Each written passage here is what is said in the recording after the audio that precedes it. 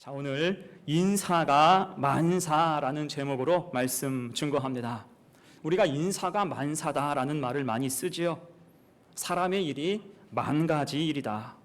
사람 쓰는 게 가장 중요하다. 그런 뜻입니다. 같은 조건과 상황이라도 사람에 따라서 결과가 달라질 수 있음을 의미하는 말이에요. 그래서 우리에게 꼭 필요한 것이 사람을 보는 안목입니다. 사람을 보는 안목이 정말 필요해요. 이와 관련해서 EBS에 나오는 어린이 안전 광고를 보니까 한 가지 강조하는 게 있더라고요. 사람 얼굴을 믿지 말라라는 거예요. 사람 얼굴을 믿지 말라. 착하게 생겼다고 착한 사람이 다 될 수는 없다는 거예요. 착하게 생겼다고 착한 사람이라는 보장은 없다는 것입니다. 간혹 우리도 속을 때가 있잖아요. 좋은 사람인 줄 알았는데, 착하게 생겼는데, 착한 줄 알았더니 아주 엉망인 경우도 있지요. 그래서 안목이 중요합니다. 그런 의미에서 오늘 본문은 하나님이 사람을 세우시는 장면이에요. 그런데 일반적인 우리의 안목으로는 선뜻 이해되지 않는 면이 있습니다. 그 대상이 기드온이었기 때문이에요. 성경에 기록된 기드온은 여러 면에서 문제가 좀 있어 보이는 사람입니다. 하지만 하나님은 이런 사람을 굳이 세우시고 사용하세요. 이때 분명한 것은 하나님의 안목에 문제가 있어서가 아니고 또 사람이 없어서도 아닙니다. 그럴 만한 하나님의 선하신 뜻, 그리고 우리에게 소망과 교훈을 주시기 위함이에요. 그것이 무엇일까? 두 가지로 생각을 해봅니다. 첫 번째, 하나님이 쓰지 못하실 사람은 없다라는 거예요. 하나님이 쓰지 못하실 사람은 없다. 사사기 6장과 7장은 하나님이 기드온을 사사로 부르시는 장면입니다. 사사는 지도자라고 이해하면 돼요. 그러면 하나님께서 한 사람을 불러서 사사로 세우실 때 얼마나 이게 감격적인 장면입니까? 은혜와 영광이 가득해야 마땅하지요. 그럼 기드온도 그랬을까요? 애석하지만 그렇지 않습니다. 기드온을 세우신 장면은 우리가 읽기에 참 보기 힘들어요. 그 전개가 마치 고구마를 먹는 것처럼 답답합니다. 특히 기드온은 하나님의 부르심에 기뻐하지도 않았고요. 겸손한 태도를 보이지도 않았습니다. 물론 그것은 시대의 영향이기도 해요. 당시의 상황은 굉장히 안 좋았어요. 그때 이스라엘 민족은 미디안 족속에게 7년 동안 악랄하게 지배받고 있었습니다. 문제는 이 미디안 족속이 그리 강한 민족은 아니었다는 거예요. 그리 강한 민족도 아닌데 거기에 매여서 쩔쩔매고 있어요. 그 문제는 이스라엘 민족 내부에 있었다고 볼 수가 있죠. 요즘에 우리나라 축구를 보니까요, 우리나라가 아시아 팀을 상대할 때도 쩔쩔맬 때가 많아요. 아슬아슬합니다. 과거에는 동남아 팀 정도는 쉽게 이긴다 생각했는데 지금은 그렇지 않아요. 쩔쩔맬 때가 있습니다. 이에 전문가들은 말하기를 그들의 축구 수준이 많이 올라왔다라고 평가를 합니다. 하지만 그것보다 더 근본적인 이유가 무엇입니까? 우리의 수준이 정체되었거나 떨어졌다는 거예요. 그래서 약팀을 만나도 고전할 수밖에 없다는 것입니다. 지금 이스라엘 상황이 이와 비슷하죠. 이스라엘 민족이 우상에 빠져서 허우적대면서 그리 강하지 않은 미디안에게 잡혀서 꼼짝 못하게 된 것입니다. 당연히 그 속에서 살아가는 기드온도 삶이 힘들었어요. 11절을 보니까 기드온이 밀타작을 포도주 틀에서 한다라고 기록하고 있죠. 여러분, 밀과 포도는 수학의 개념이 전혀 다릅니다. 밀은 큰 공간에서 타작해야 되지요. 그런데 오늘 기드온은 포도주를 짜는 작은 공간에 숨어서 곧 포도주를 짜는 척하면서 밀을 타작했어요. 이유가 뭘까요? 빼앗길까 두려운 거예요. 전전긍긍하는 것입니다. 이처럼 그 삶이 쉽지 않았어요. 그런데 그 부끄러운 순간 하나님이 그를 부르신 거죠. 12절 보세요. 큰 용사여 여호와께서 너와 함께 계시도다. 아멘. 큰 용사여. 여러분, 얼마나 가슴 뛰는 멋진 말입니까? 하나님이 지금 기드온을 큰 용사라고 부르셨어요. 일부러 콜링 메시지 자체를 거창하게 하신 것입니다. 그러면 이 말을 듣고 하나님 감사합니다, 고맙습니다, 열심히 하겠습니다라고 할 만도 하지요. 여러분, 이사야가 하나님께 부름받았을 때 생각해 보세요. 이사야 6장 5절 말씀입니다. 그때에 내가 말하되 화로다 나여 망하게 되었도다. 나는 입술이 부정한 사람이요 나는 입술이 부정한 백성 중에 거주하면서 만군의 여호와이신 왕을 배웠음이로다 하였더라. 아멘. 어때요? 부름받은 후에 몸둘 바를 몰라 해요. 그러면서 즉시 했던 고백이 무엇입니까? 화면 보니까 내가 여기 있나이다 나를 보내소서라고 해요. 내가 여기 있나이다 나를 보내소서.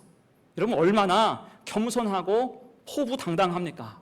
예레미야도 그렇습니다. 하나님께서 예레미야를 부르실 때 장면이 예레미야 1장 5절 이하예요. 봅니다. 내가 너를 모태에 짓기 전에 너를 알았고 내가 배에서 나오기 전에 너를 성별하였고 너를 여러 나라의 선지자로 세웠노라 하시기로 내가 이르되 슬프도소이다 주 여호와여 보소서 나는 아이라 말할 줄을 알지 못하나이다. 아멘.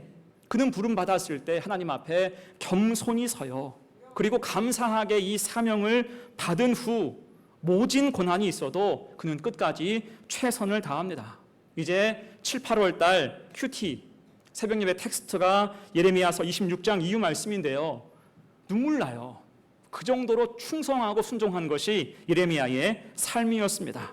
하지만 오늘 부르심에 대한 기드온 대답은 어땠습니까? 오늘 본문 13절 봅니다. 기드온이 그에게 대답하되 오 나의 주여 여호와께서 우리와 함께 계시면 어찌하여 이 모든 일이 우리에게 일어났나이까? 또 우리 조상들이 일찍이 우리에게 이르기를 여호와께서 우리를 애굽에서 올라오게 하신 것이 아니냐 한 그 모든 이적이 어디 있나이까? 이제 여호와께서 우리를 버리사 미디안의 손에 우리를 넘겨 주셨나이다. 어떻습니까? 부름받은 현장에서 하나님 앞에 불평하고 있어요. 지금 이런 어려운 모든 상황이 하나님 탓이라고, 혹시 우리를 버린 것은 아닙니까? 라고 하나님을 원망하고 있습니다. 여러분, 이 장면만 보아도 기도는 어때요? 상당히 비호감이에요. 그 태도가 전혀 마음에 들지 않습니다. 이후로도 마찬가지예요. 기드온은 계속 하나님에 대해서 의심하고 증거를 요구했어요. 그 정도로 믿음의 기반이 약했습니다. 하지만 하나님은 그런 기드온을 향해서 오래 참아주시고 기다리시면서 묵묵히 세워 가십니다. 자, 여러분, 이게 바로 하나님이 사람을 세우는 방법인 줄로 믿습니다. 기회를 주시고 믿음이 자라고 여물도록 기다려 주신다는 거예요. 사용하시기까지, 사용하실 만할 때까지 오래 참아주세요. 본문도 그런 내용의 반복이에요. 하나님이 기드온의 약함을 모두 감내하고 계신 것입니다. 그래서 계속 불안해하는 그를 향해서 16절에서 말씀하지요. 여호와께서 그에게 이르시되 내가 반드시 너와 함께 하리니 내가 미디안 사람 치기를 한 사람을 치듯 하리라 하시니라. 아멘. 자, 이 말씀 통해서 알 수 있는 게 무엇입니까? 하나님께서 못 쓰실 사람은 없다는 거예요. 곧 하나님의 안목은 사람의 안목, 근시안적인 안목이 아니라 인생 전체와 그 주변까지 살피시면서 믿음의 사람으로 차근차근 만들어 가신다는 것입니다. 우리도 그렇죠. 누가 봐도 비호감인 오늘 기드온 같은 모습이 실상 우리에게도 있어요. 우린 과연 본래 하나님께 호감상일까? 여러분, 비호감인 모습들이 우리에게 왜 없습니까? 하지만 하나님은 인사가 만사라고 하시면서 우리를 성급하게 치우신 것이 아니라 택하시고 돌보시고 인도하시며 예수 십자가의 은혜로 우리를 구원하여 주셨음을 믿습니다. 그럴 때 우리가 이 자리에 있고 귀한 성도가 된 거예요. 제가 스포츠 중에 권투를 좋아해요. 권투. 그 중에서 기억나는 챔피언이 미국의 조지 포먼입니다. 조지 포먼. 그는 올림픽 헤비급에서 금메달을 딴 천재 복서였고요. 최강의 주먹이었어요. 70년대를 풍미하면서 단 한 번 졌습니다. 무함마드 알리에게 한 번 졌을 뿐 다시 재기에서 챔피언으로 승승장구를 했어요. 그런데 이 권투라는 스포츠가 본래 도박 기반의 스포츠이기 때문에 판돈이 컸고요. 승리할 때마다 감당할 수 없는 재물과 유혹이 있었습니다. 이에 조지 포먼도 술에 절어서 지내고 훈련을 게을리하게 됐습니다. 그러다가 의무 방어전을 하게 됐는데 실력이 고만고만한 지미 영이라는 선수와 경기를 해요. 초반에는 넉넉히 이깁니다. 곧 끝날 것 같아요. 그런데 제때 끝나지 못하고 후반으로 가니까 오히려 조지 포먼이 얻어맞기 시작하는 거예요. 훈련을 게을리한 티가 납니다. 그러면서 나중에는 지쳐서 뛰지를 못해요. 결국 그러기에 몰려서 실컷 맞고 판정으로 패배를 하고 말았어요. 문제는 그렇게 패배를 하고 나서 조지 포먼이 라카룸에 돌아가서는 심장 발작을 일으키고 쓰러져요. 심장 마비 증세가 온 거예요. 사람들이 난리가 났습니다. 그런데 조지 포먼은 이때를 주님과의 조우, 주님을 만난 순간이라고 나중에 고백을 해요. 거기서 그는 자신이 소중하게 생각했던 모든 것이 돈과 자동차, 집, 그 모든 것이 먼지로 변하고 다 부서지는 환상을 보게 됩니다. 그렇게 죽음의 그림자가 눈앞까지 왔을 때 거기서 그는 주님의 음성을 듣게 돼요. 네가 살기를 원하느냐? 하나님 제발 나를 살려주십시오. 나의 일을 하라. 말 그대로 쭉정이를 다 태우는 아픔을 통해서 주님은 그를 불러주신 것입니다. 그렇게 살아난 조지 포먼은 즉시 선수 생활을 청산하고 은퇴했어요. 대신 신학교에 들어갔고 이후 목사가 되어서 청소년을 섬기는 사역을 감당하게 됩니다. 그러다가 10년 후에 38세에 은퇴를 번복해요. 갑자기 은퇴를 번복하고 선수로 복귀하겠다고 선언을 합니다. 이때 복귀하는 이유가 기가 막혀요. 자신이 사역하고 있는 청소년 쉼터에 월세가 밀려서 선교 기금을 마련하고자 다시 링에 오르기로 한 거예요. 돈이 필요하니까, 사역 기금이 필요하니까, 그래서 링에 복귀하고자 한 것입니다. 그리고는 다시 챔피언에 오를 것이다 라고 공언을 했어요. 이때 조지 포먼의 복귀 뉴스는 큰 이슈가 되었지만 대부분은 조롱하고 비웃었죠. 그도 그럴 것이 지난 10년 동안 운동을 거의 안 한 거예요. 몸무게는 140kg 이상이 되었고 달리기조차 버거운 그런 몸이 되었기 때문입니다. 오죽하면 그의 복귀를 다룬 어떤 기사의 제목은 A Crazy Comeback이에요. 미친 복귀 아니야? 뭐 이런 뜻입니다. 하지만 여러분 어떻게 됩니까? 그는 복귀 8년 만에 그의 나이 만 45세에 당시 최고의 챔피언이라고 불린 마이클 무어러를 KO로 이기게 돼요. 제가 그것을 생중계로 봤는데요. 사실은 질 줄 알았어요. 이게 나이를 먹으니까 순발력이 떨어지죠. 젊은 챔피언을 따라가지를 못해요. 계속 펀치를 허용하기만 합니다. 하지만 여러분, 나이 먹고 몸이 둔해도 한 가지, 그의 펀치는 살아있었어요. 나이 먹고 둔해도 펀치가 살아있는 거예요. 10라운드에 내내 끌려가다가 기회를 보고 한 방 꽂았습니다. 그걸로 끝났어요. 내내 얻어맞다가 한 방 꽂아서 경기가 끝이 났습니다. 결국 그는 최고령 챔피언이 됐어요. 그러면서 그가 나중에 간증하기를 하나님은 못되고 사나운 나를 들어서 목사로 사용하셨고 다시 뚱뚱하고 둔한 나를 챔피언으로 만들어 주셨습니다. 곧 하나님은 못 쓰실 사람이 없습니다 라고 고백을 했어요. 여러분 이것이 하나님의 은혜인 줄로 믿습니다. 하나님이 못 쓸 사람은 아무도 없는 거예요. 기드온 같은 연약한 우리를 부르셔서 하나님 자녀 삼으시고 든든한 사명자로 세워가시잖아요. 사람의 안목이라면 이렇게 못해요. 애초에 포기하고 안 쓰고 말지. 그렇지 않습니까? 하지만 하나님은 우리를 사랑하시기에 부르시고 인도하시고 오래 참아주시고 기다려주세요. 그렇게 믿음이 성장하여 사용하시기를 원하시는 것입니다. 여러분 그래서 바울의 고백이 정확해요. 나된 것은 오로지 하나님의 은혜로 된 것입니다. 믿습니까? 나된 것은 내가 잘나서가 아닌 거예요. 나를 사용하신 하나님, 그 하나님의 은혜로 말미암아 내가 이 삶을 영위하고 있는 줄로 믿습니다. 이것을 아는 것이 성숙이고 믿음의 성장이에요. 그래서 하나님의 은혜와 사랑으로 믿음이 잘 자라서 필요한 곳에 귀하게 쓰임받는 우리 성도들 되시기를 간절히 축원합니다. 아멘. 두 번째예요. 기도원 쓰신 이유 두 번째, 이후 큰 용사로 살도록 하기 위함이었습니다. 이제는 큰 용사로 살라. 여러분 사람을 참 씁쓸하게 하는 단어 중에 소모품이라는 말이 있어요. 소모품. 여러분 사람이 소모품입니까? 절대 아니죠. 아니어야 하는데 세상 돌아가는 꼴을 보면 사람을 소모품 취급하는 그런 인식들이 있어요. 직원을 소모품처럼 생각하는 회사가 있습니다. 학생을 소모품처럼 생각하는 학교도 있어요. 환자를 소모품처럼 생각하는 병원도 있습니다. 여러분, 이런 곳은 공통점들이 있죠. 그것은 사람보다 영리가 목적이라는 거예요. 그럴 때 사람을 소모품 취급해요. 돈으로 생각하고 수단으로 여기는 것입니다. 그런 면에서 여러분, 하나님과 우상의 차이가 무엇일까요? 우상에게 사람은 철저한 소모품입니다. 아니, 사람에게 우상도 소모품이에요. 그래서 기복주의가 생기는 것입니다. 서로 이용하는 악한 공생관계가 된다는 거예요. 하지만 여러분, 하나님이 우리를 소모품으로 생각하십니까? 소모품 한 번 쓰고 버리는 존재가 성도라는 존재입니까? 절대로 그렇지 않아요.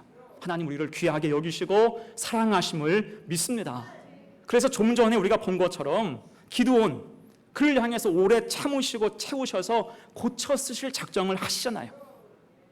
그런 뜻으로 주신 말씀이 성경에는 가득합니다. 오늘 주보에 있는 요절 말씀이에요. 요한 1서 4장 9절 10절 같이 읽어요. 시작. 하나님의 사랑이 우리에게 이렇게 나타난 바 되었으니 하나님이 자기의 독생자를 세상에 보내심은 그로 말미암아 우리를 살리려 하심이라.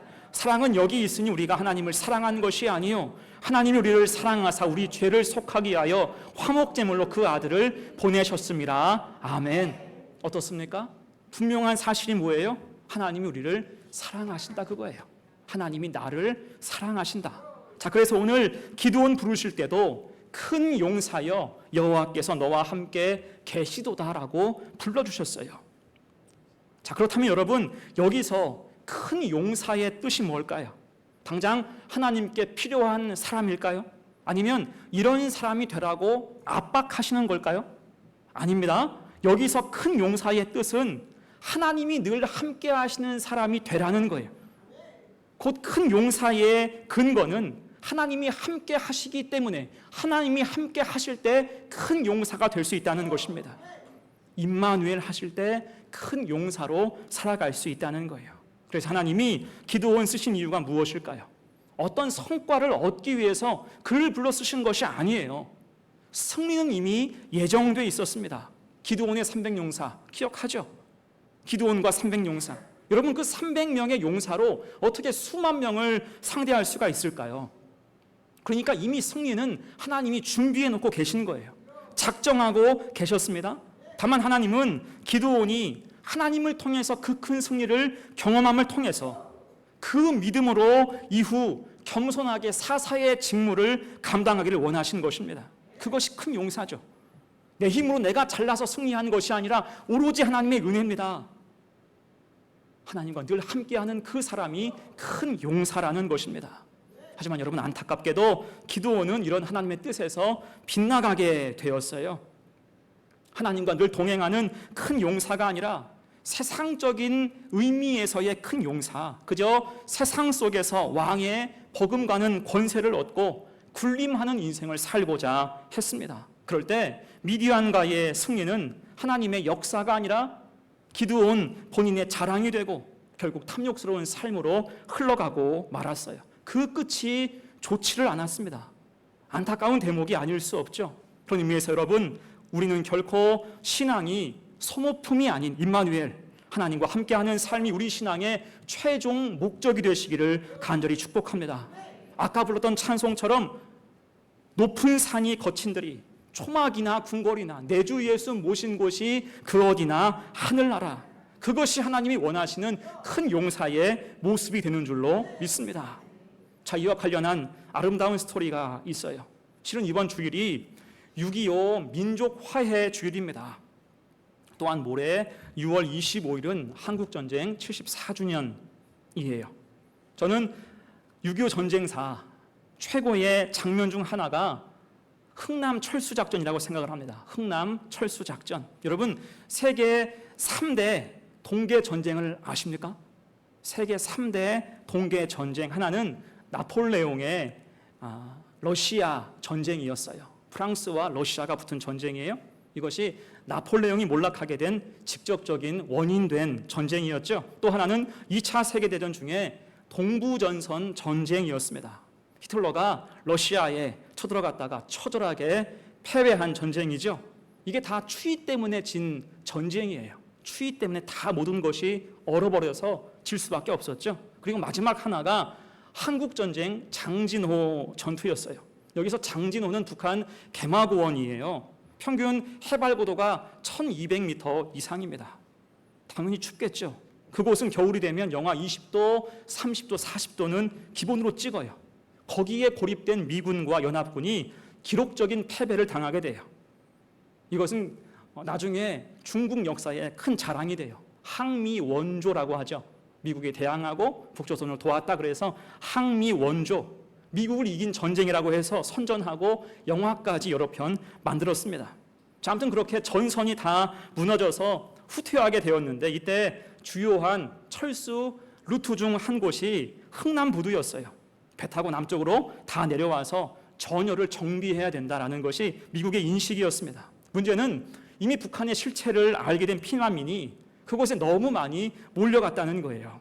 이에 미 당국은 처음에는 군사 작전에 민간인을 우선할 수 없다라는 원칙을 고수하죠.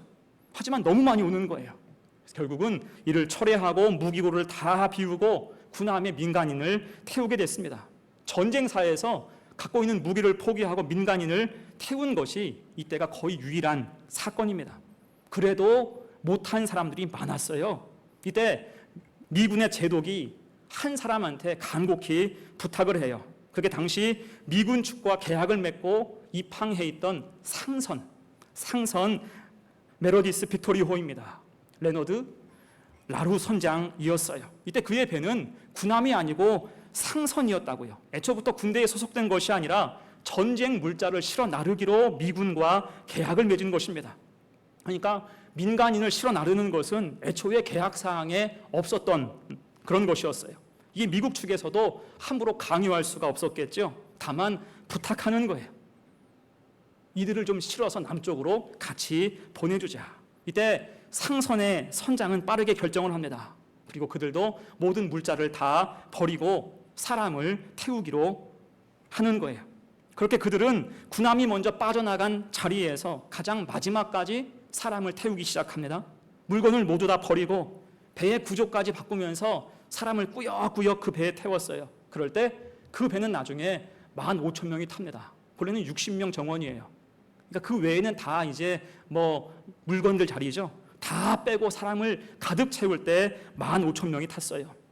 이것이 기네스북에 오른 기록입니다. 한 척의 배로 인류 역사상 가장 많은 인명을 구조했음을 인증한 기록이라고 할 수가 있습니다. 아무튼 1950년 12월 24일 날짜 좋아요. 12월 24일 배는 흥남부두항을 출발을 했고 사흘 후에 남쪽 거제도에 도착을 했습니다. 이때 선장은 화물칸 여는 것이 두려웠대요. 왜요? 다 죽었을까 봐. 그 열악한 환경 속에서 사람들이 너무 많이 죽었을 것 같아서 화물칸 열기가 두려웠대요. 그도 그럴 것이 한 사람이라도 더 태우기 위해서 짐을 다 버리고 몸만 타라고 했어요. 그러니까 그 배에는 물도 없고 먹을 것도 없는 상태였습니다. 그런 환경에서 사흘 동안 몰아왔으니 태반은 죽었을 것으로 생각한 것입니다. 하지만 여러분, 화물칸을 열어보았더니 놀랍게도 한 명도 죽지 않았고요. 오히려 그 사흘 동안 새로 태어난 아이가 5명이었어요. 어떻게 났지? 5명이 태어났대요. 정말 크리스마스의 기적이라고 하지 않을 수 없는 사건이었습니다. 어떻습니까? 이 자체로도 정말 놀라운 얘기예요. 그런데 오늘 말씀과 맞닿는 더 감동적인 이야기는 그 다음이에요. 그럼 이 선장, 상선에 가득 사람을 태우기로 결정한 선장은 이후로 어떻게 됐을까요? 이분은 이후에 조용히 회사를 퇴사하고 자취를 감춰요. 어디서도 그의 흔적을 찾을 수 없게 됐습니다. 그리고 시간이 흘러 40년 후에 그가 발견된 곳은 미국의 한 수도원이었어요. 수도원.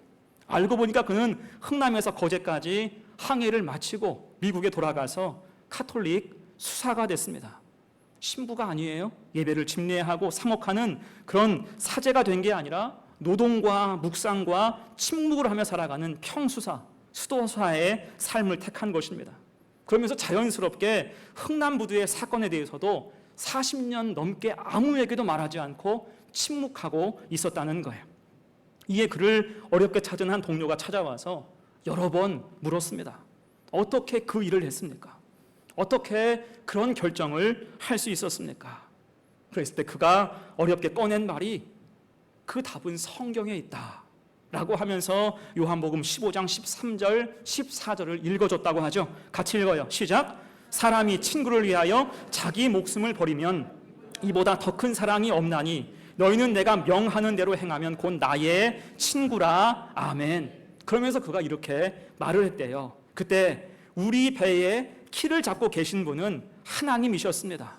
그럴 때 한 명도 상하지 않았습니다. 나는 이 놀라운 일 앞에서 하나님이 하신 일을 나의 자랑으로 삼지 않기 위해서 침묵하는 수사가 되었습니다. 여러분 어때요? 세상에 이런 사람이 있을까? 정말 울림 있는 이야기 아닙니까? 어떻게 보면 이해할 수 없는 삶이에요. 하지만 분명한 것은 하나님이 하신 일을 자신의 자랑으로 삼지 않았던 그의 삶은 평생 하나님과 동행하는 삶이 된 줄로 믿습니다. 영웅담을 가지고 인기를 끌고 권세를 누리며 사는 것이 전부가 아니라 그 큰일에 나를 사용하신 것을 감사하며 하나님 앞에 신실하게 살고자 했을 때 그는 진정으로 큰 용사의 삶을 살 수가 있었다는 거예요. 여러분, 그래서 하나님 우리를 세워가실 때 그 목적은 성공과 성취가 전부가 아님을 꼭 기억하시기를 바랍니다.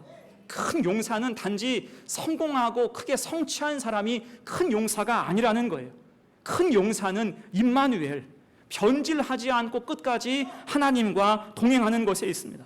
성공의 여부가 아니라 동행의 여부라는 거예요. 여러분, 그런 삶을 작고 초라하다고 할 수가 있을까요? 평수사로 살아간 이 선장의 삶이 허비하는 삶으로 초라한 삶이라고 누가 말할 수 있겠습니까? 아니죠. 그 무엇보다 귀하고 값진 삶을 살아간 것입니다. 그렇게 우리도 믿음을 지켜 살며 주신 삶의 자리에서 늘 주님과 동행하며 살아갈 수 있는 복된 성도가 되시기를 간절히 바랍니다. 성취가 전부가 아니에요. 여러분, 내가 크게 성취하고 부자가 되고 우리 집이 크고 내가 잘 나가고 그것이 성취고 큰 용사가 아니라 내가 끝까지 주님과 함께 할 수 있는가, 임마누엘 되신 우리 주님과 동행하고 있는가, 여러분 그것이 큰 용사의 가장 귀한 조건임을 기억하시기를 간절히 바랍니다. 아멘. 이제 말씀을 정리합니다. 여러분, 우리에게 인사가 만사이듯 하나님께도 인사가 만사예요. 사람이 가장 중요합니다. 하지만 우리와는 사용하시는 뜻과 목적이 전혀 달라요.